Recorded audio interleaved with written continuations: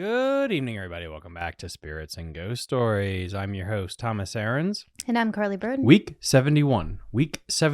And to celebrate breaking over the 70 episode mark, we have a really special episode for you today. We're returning to a fan favorite. We're returning to Appalachia. And we're going to be talking about Appalachian culture again. And so just before we get into the story today, we'll go with a brief history. The history of Appalachian witchcraft and tradition. The history of Appalachia itself is a history of the granny witchcraft tradition. Although the name is relatively new, the custom goes back a long time. A combination of folk magic, faith healing, and superstition. Granny magic was often the only source of aid for people in remote, isolated regions. As European settlers arrived in the colonies during the 18th century, they brought with them the traditional folk magic and healing modalities of their home countries. Primarily women from these healers used the concept they'd learned in Scotland, England, and Ireland. Once they settled in their Native American neighbors who taught them about the plant roots and leaves and indigenous to the mountains of Northern Carolina, Tennessee, West Virginia, and Pennsylvania.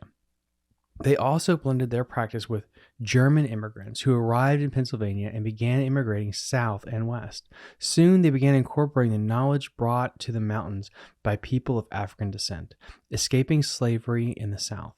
Traditional granny magic included a lot of different practices. Dowsing, the practice of looking for water with a forked metal stick or a length of copper, was a valuable skill to have if your neighbors needed to dig a new well. Practitioners often tended to the needs of women. They worked as midwives, assisted in the birth of new babies, but could also be counted upon to work on midwives and assisted in the birth of new babies, but could also be counted upon to provide herbal remedies if a young woman didn't want to become pregnant. Birth control. In areas that rarely had access to professional medical care, granny witches worked as healers, crafting potions and teas and other things, because I don't know how to spell that word right now. Deviation could be done in the remains of tea or coffee grounds in the bottom of a cup. Because of the religious environment of the Appalachian region, in which nearly everyone was Protestant or a denomination of Christianity, but usually Protestant, most of the people practicing what we call today granny magic would be disregarded. They were doing what would be considered witchcraft. In fact, many charms and spells included invocations, psalms, prayers, verses from the Bible. In the old days, hospitals were often too far away and little superstition to mountain people. The ancients' illness happened. The locals relied on granny witches. These traditional folk healers were skilled in herbalisms, home remedies, spells, and energy work. Granny magic healed sickness, birthed babies, removed curses, predicted the weather. In the far reaches of Appalachia, granny witchcraft was often the source of medical care and spiritual guidance. And specifically, like, these people grew up and were isolated from most of the culture. A lot of Appalachia didn't even receive power until later on after World War II. So while the west coast of the United States, California, Arizona, places like that had power, bustling cities like San Francisco, there are parts of Appalachia that didn't have power until World War II, which is insane to me. But that's how it is, because everyone just went right past it, because Appalachia is so rural and so hard to get to. For centuries, granny witches studied patterns in the land, properties, and plants surrounding them. They harnessed the power of nature and maybe supernatural. Now, with that said, we can also get into what granny witchcraft is like today. Again, this is a really short recap, everyone. If you want to go back to some of our earlier episodes where I go more of a deep dive, but a little bit more today, there's been a resurgence in the interesting granny magic traditions, although it never really went away in Appalachia. As more people in the mountains try to hold on to their traditional customs, granny magic became popular once more, although it's unlikely that it will ever go mainstream. Now, with all that said, you also have to think about the people that come through. Scottish Celtic religion, Celtic background, people from that area of the world are really good at telling tales, or bringing down that cultural storytelling ability. So when you look at the Kapow, Ushka, the Kelpie, not werewolves, but fairies, leprechauns, Gothic mythology, all that comes from the old world, mostly through the Celts, which is where a lot of these peoples, their ancestry was from.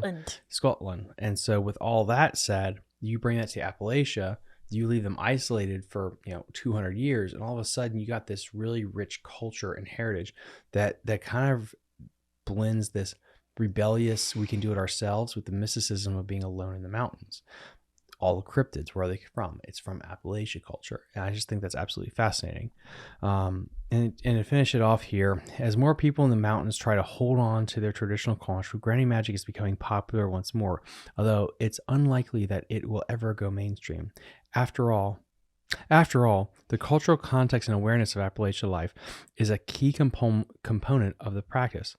Authors like H. Baron Bard, the official village witch of the Asheville, North Carolina, and Sarah Ames, a university instructor and practicing pagan in Wicker, work hard to educate people about the traditional mountain customs and ensure the legacy of their Appalachian ancestors. And with all that said, we can kind of get into today's story about Appalachia. All I have to say about the Appalachian witches is that they were badass bitches, and literally all the things that they were supposedly able to do and then accused of witchcraft are things that people just get online today and like Google, oh, what's the weather going to be like today? Okay, well, these old ladies way back when already knew how to do all of that. Probably like Farmer's Almanac, stuff like that, kind of is grandfathered down. And it hits a little home for us. It does. By the way, tonight we are drinking Liquide Death. Yeah, because your family, you got kin that were really. You have kin, I don't. You have no one that grew up in Appalachia? No, I don't. You got cattle You farmers. do. Oh, I know. My blood runs deep. I know it does. But I meant like for your family. You're saying you don't have anybody that's kind of like that? Not that I know of. No.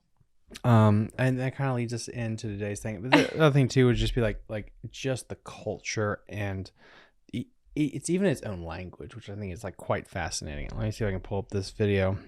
Paper bag, you put in a paper poke, instead of a paper bag. Well, the way people talk around here, I guess it'd be what more like you call hillbilly style or something, I guess. I don't know, just mountain talk. Sounds like your family. And the people I don't know, never seen them in my life, and I help them any way I can. Somebody said one day, "You'll get knocked in the head." I said, "Well, if I do, I'm just..." Let's say you're trying to get something done, you're building something, and you'll take a look at it, like the word Saigoglin.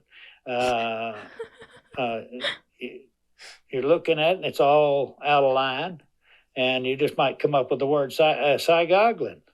I do that myself. Can't think of anything right off, but...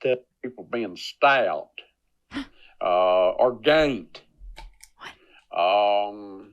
She used words like peckerwood. If it's somebody she didn't like, she'd call him a peckerwood. If there's somebody she didn't know, but he's probably all right. She didn't have any animosity for him. She'd say he is a jasper. There's this Jasper come by here this morning. I knocked on the door, But if it's a salesman, there's this pecker plum. Was a good to know, but store and buy a Coke. They call them dopes back in. I don't know if you ever heard anybody say that or not. Dopes. That's what we drank when I was a kid. Dopes. And it was called, they had Knee-High, they had Pepsi-Cola, Royal Crown Cola. A lot of them, that was dope. Oh, a dope. You're talking about like a soda pop. Soda water, yeah.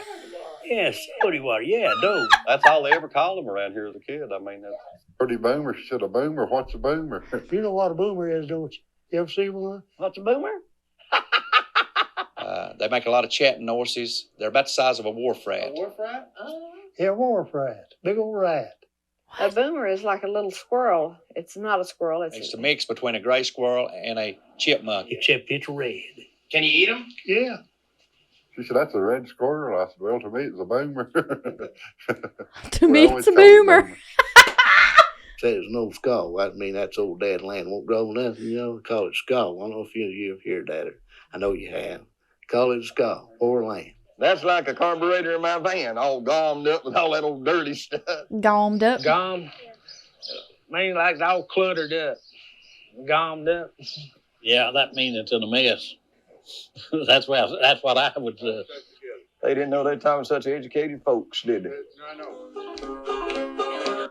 So to me, I think that's so fascinating. Wow. And again, guys, this is with respect to the culture and the fact that basically I am also that way. They have their own language. It reminds me of a show that Carly holds dear to her heart. I do. Clarkson's Farm. There's an individual in that show Oh, yeah. who literally sounds the same. Yeah. But he's over. So basically, Clarkson's Farm is this show of this guy, Jeremy Clarkson. He has this big, massive farm in England. And one of his farm hands has never stepped foot outside of his little farmette, basically. Right. Whole life, 70 years old. Born and raised. Literally talks the same way. In like a 10-mile radius. Talks literally the same way. I found this video when I was at the gym this morning. But and I was like, what's so crazy with a is British accent. a British accent, but everything else, the mannerism, everything's 100% the same. Yeah. And it's so crazy. Like, so why is that a thing? Why is it that a person in a farm over in Great Britain talks the same way or people that are in Appalachia? And it has to be that cultural heritage. And also maybe it has to do with something with farming or rural living. Yeah. Yeah. It has to be it. It's country. Is it just a country accent that people gain over time? And then we look at them and they say they're backwater because it's basically their own language. And I think it's interesting. Like most people on the outside think it's hick. Yeah. Or something like that. But then again, it's like, it's Right. just in a vacuum. If you live on that farm like he did, or if you live in Appalachia, you start like calling boomers. But it's just like, Go and drink some dope. but it's just like, that's what you do. And like, it's so funny because like now I've been around Carly, I've been around more farmers, and they all have their own little, they have their own slang. And it's almost like, why do farmers have their own slang? I'm picking your mind because you did 4-H. I never did. Why do they have their own slang? I mean, I don't know. The culture is different. They Make stuff up? Boomers? no, they don't make stuff Like a up. squirrel and a chipmunk. They don't make stuff up as a farmer or like people that are more like rural. They have their own community and culture. It's created and built over time, and then they're very proud of it. Mm. No, I just think it's fascinating because like that to me is like when you watch that, and if I had more time or I had nothing else in my life, I would like do an overlay of Clarkson, the guy I'm talking about, and them talking. I know. Because in my head, I have both of them playing like, oh my God, that's so weird how like, if you interviewed them both, I would be, oh yeah, they're from the same town or maybe like different parts of Appalachia, but like not like, oh yeah, this one's England. Not, it's like, that's the transition. Mm-hmm. So you have people from England, they come over here, England, Scotland, Ireland, whatever. They come over here, you put them in their farms because most of them were farmers. And by the way, Scottish people really, in their blood, same thing with Irish, is like they're very independent. They want to be alone. Mm-hmm. So you put those farmers who are usually goat or sheep herders, because guess what? Goat and sheep actually can survive in Appalachia. You can't have a lot of dairy cows, things like that, just in general because of the land. It's very mountainous, and that's something that goats and sheep can do, which is who? Well, it'd be Scottish and Irish. So you got those farmers, which we know from Clarkson season 1, which is sheep. So it's like, these are connections here. So it's like, it's just a cultural, maybe it's just a farming culture that gets infiltrated into what people call hillbillyism. But we also look at that as outsiders. And I think what was so important for you guys to re-listen to that is how they make up words. And I'm not saying this in a bad way, but they make up words for stuff like, we make up the boomers. Cross a squirrel, chipmunk, you get a boomer. Right. But that could be a snallygaster. That could be a Bigfoot. Right. So it's like how much of it is like they just twist things. They're like, I'm just drinking dope. Oh, you mean them soda pop? It's like, that's so weird. It's like, so is that how some of these like things came down? The hodag, by the way, was another one, which will be in the scary things in the news update, by the way, by the end of this. But it's just interesting. What was the hodag? Same thing. I don't know. It's like, anyway, we're going to let this go the story. Get on a tangent. Yeah, but it's just so fascinating to me. It's like, okay, so is it these misreads is how these like stories probably developed? Potentially. They're saying one thing, it's boomer, and we're thinking, like, oh, it's a creature that goes boom. And it's like, no, it's just a weird squirrel fucking thing, but it's like, it's boomer. Right. And then a New Yorker is like, oh gosh, oh gracious. He was trying to rape me. Which is also Chuck and Dale versus Evil, basically. Yeah. Yeah. It's a perfect example. It was Chuck and Dale versus Evil. Yeah. That's a great fucking movie, by the way. Anyway, with that said, do we have a story, Carly? Without further ado, prepare yourselves for Whispers in the Woods.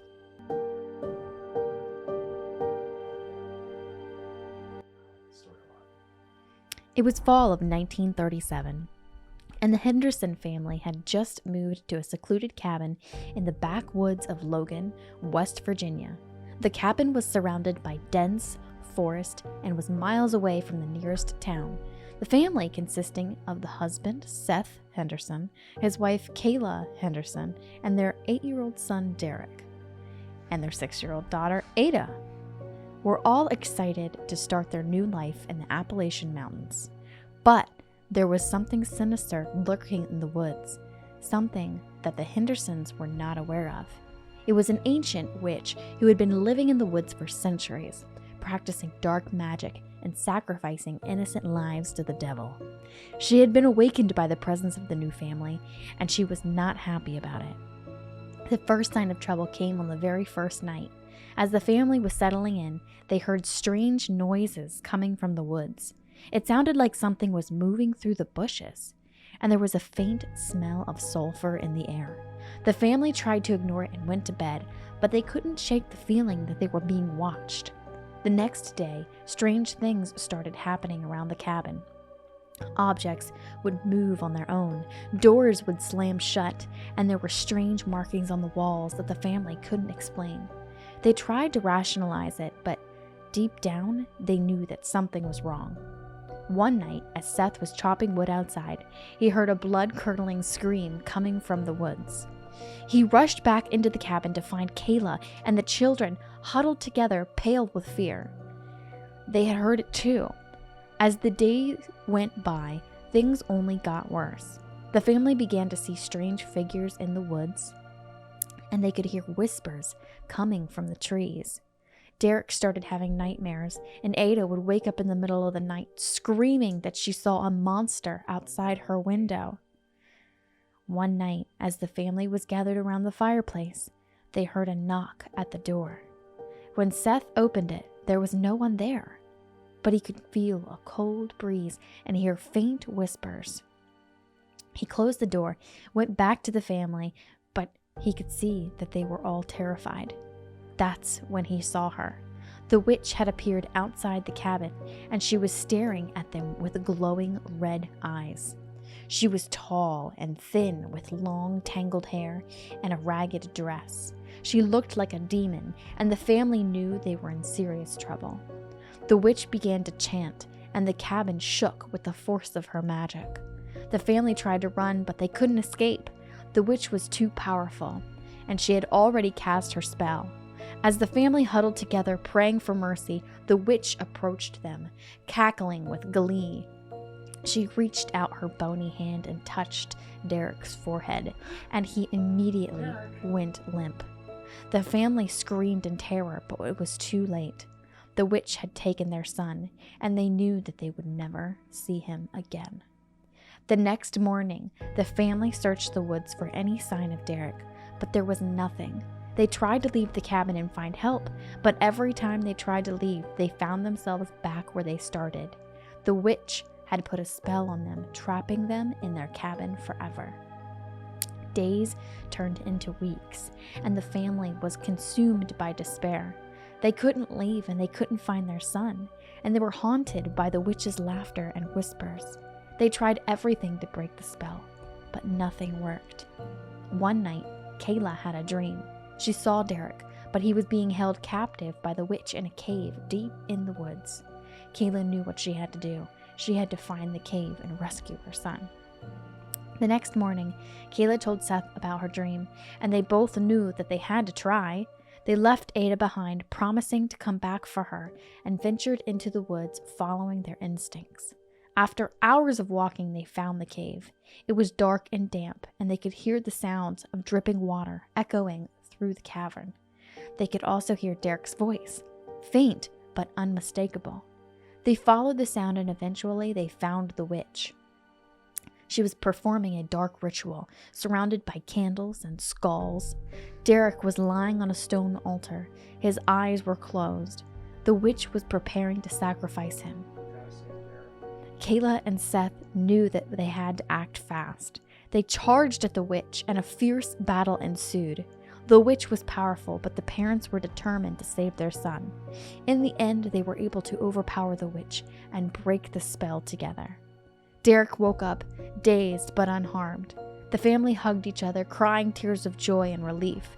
They had finally defeated the witch and broken the curse. They made their way back to the cabin where Ada was waiting for them. They packed their belongings and left the cabin, never looking back.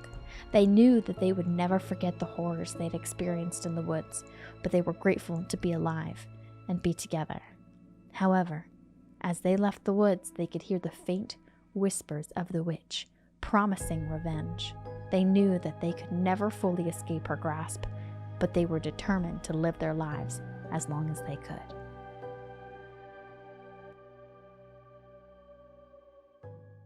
I can't believe that Seth and Kayla would leave Ada alone like that. I know. I was also shocked. I thought for sure when they got back to the cabin that Ada was going to either be dead or gone.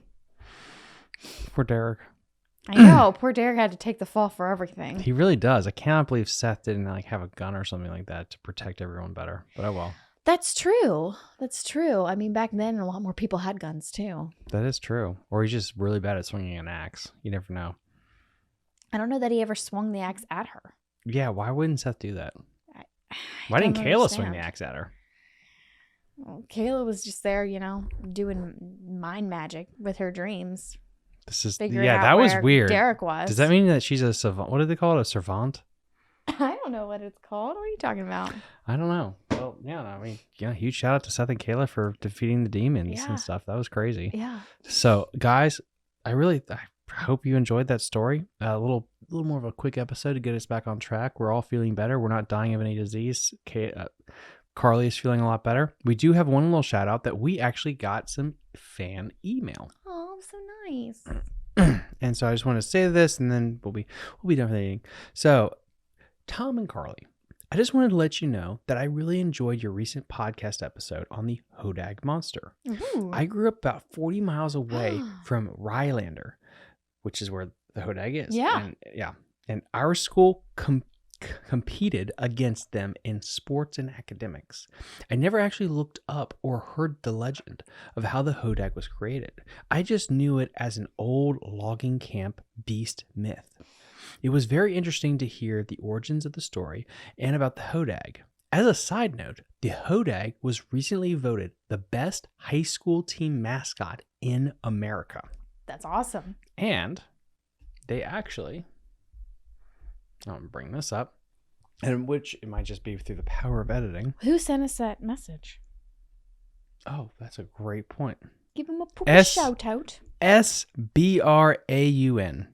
Esperon. Esperon at gmail.com. Esperon, thank you so much. And then, link in the picture that's being They popped. didn't sign that with their name at the bottom? No. Which probably. Too cash. Yeah. Or you probably just don't know if we're scary or not. Oh, which it's could just possibly feeling be too casual with us. Yeah. But anyway, that was episode 71. Thank you guys so much. Wow, Tom. Thank you guys so much for listening and tuning in to Spirits and Ghost Stories. We will see you next time. Bye.